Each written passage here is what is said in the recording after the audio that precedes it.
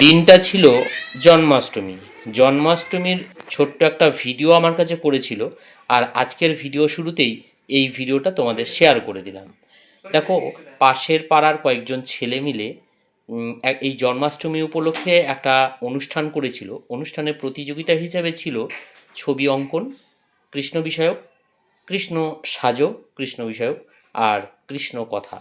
তো যাই হোক, এই ছবি আঁকার বিষয়ে আমি জাজমেন্ট করেছিলাম। আমাকে বিচারক হিসাবে গণ্য করেছিলেন আর কি, বিচারক হিসাবে আমাকে আমন্ত্রণ জানিয়েছিলেন সবাই, তাই আমি বিচার করেছিলাম। আমার বিচার অনুযায়ী এই ছবিগুলোর মধ্যে এই তিনটে ছবি প্রথম, দ্বিতীয়, তৃতীয় করেছি।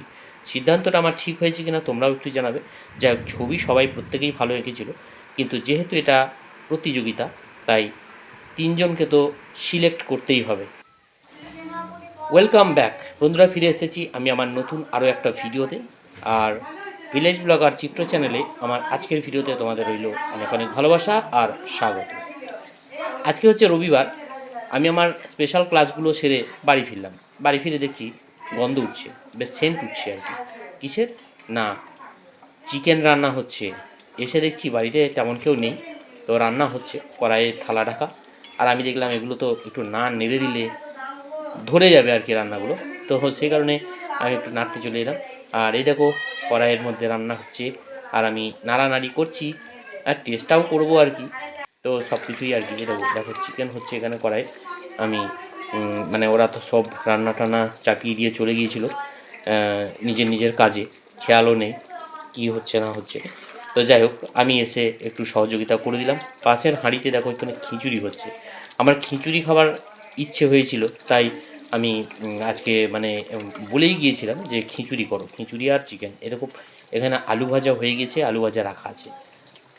যদিও খিচুড়ি খাওয়ার মতো আবহাওয়া ছিল না। খিচুড়ি খাওয়ার মতো আবহাওয়া বলতে গেলে মানে একটু ঠান্ডা ঠান্ডা দিন থাকতে হবে, সারাদিন রিমঝিম রিমঝিম বৃষ্টি হতে হবে, তাহলে কিন্তু খিচুড়ির ব্যাপারটা বেশ জমে যায়। কিন্তু তবুও মেঘলা মেঘলা আবহাওয়া ছিল আর মাঝে মাঝে বৃষ্টি হচ্ছিল। তো সেই কারণে আমি বলেই গিয়েছিলাম যে খিচুড়ি করো, অনেকদিন খিচুড়ি খাইনি। এ দেখো, একটু বাটিতে নিয়ে নিলাম, আমি একটু টেস্ট করে নিই আগে, দেখি কেমন হয়েছে। ইতিমধ্যে আমি কড়াইয়ের থেকে এই মাংস তুলতে তুলতে তো আমার বউ চলে এসেছে, আর সে বাকি আবারও রান্না করতে শুরু করে দিয়েছে, মানে নাড়ানাড়ি করছে।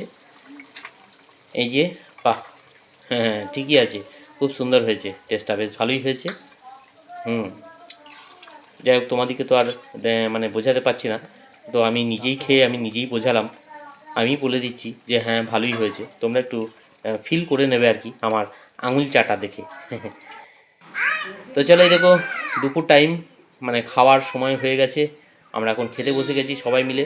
চুটকি খাচ্ছে, মেয়ে খেতে বসেছে।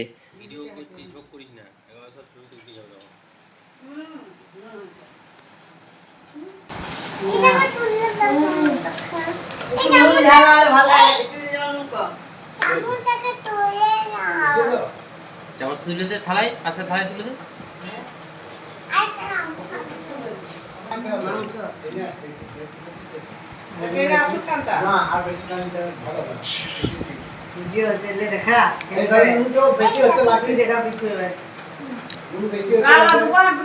কেমন হয়েছে? আচ্ছা, আর এটা হচ্ছে আমার থালি। দেখো কী কী আছে, খিচুড়ি আছে, চিকেন কষা আছে, এখানে যে কচু, মানে কচু টক আর কি, কচু পোড়া যাকে বলি। তো কচু টক, মানে টক দিয়ে খিচুড়ি খেতে বেশ ভালো লাগে। গ্রামে আমাদের এই এই জিনিসগুলো খুব চালু আছে। যাই হোক, আর এখানে আছে আলু ভাজা, আর একটা তরকারি ছিল আর কি, সবজি ছিল। যাই হোক, চোখের সামনে খাবার দাবার ফেলে রেখে আর বেশিক্ষণ বকবক করলে চলবে না। চলো, খাবারের সময় এমনিতেই হয়ে গেছে, আর বকবক করতে করতে খিদে তো পেয়েও গেছে, আর চোখের সামনে খাবার দেখে আরও খিদে পেয়ে গেছে। তো যাই হোক, আমি বসে গেছি খেতে অলরেডি, আমি খাই আর তোমরা দেখো, লাইক করতে থাকো, কমেন্ট করতে থাকো।